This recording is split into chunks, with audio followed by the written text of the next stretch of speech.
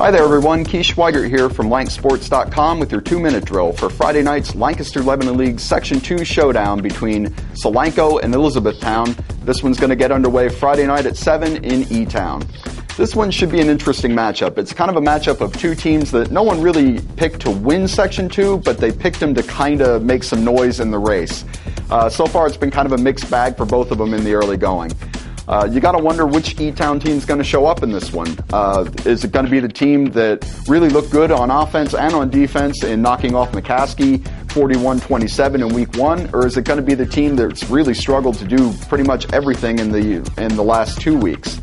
Offensively, E-Town's top weapon is Mitch Weidman. He's their top rusher, he's their top receiver, and he's also a big play threat on special teams. He had a 97-yard touchdown return on a kickoff against McCaskey in week 1. So if you're going to stop E-Town, he's the guy to start with. You got to look to slow him down first. Unfortunately for E-Town, they've had a lot of problems on defense, especially in the last 2 weeks. They're giving up 365 yards per game. They've really struggled against the run. Opponents are rushing for an average of 254 yards a game against them. And that leads us to Solanco. Guess what they do best? They're a running team. They run the ball well. They might have a little trouble with it this week because their top rusher, B.J. Enck, went down with an apparent hip injury last week against New Oxford. If he can't go, though, I don't think they're going to be in too much trouble because Ryan Cutts and John Fisher both combined for more than 100 yards rushing each in the win over New Oxford last week, so they didn't really miss a beat after Enck went down.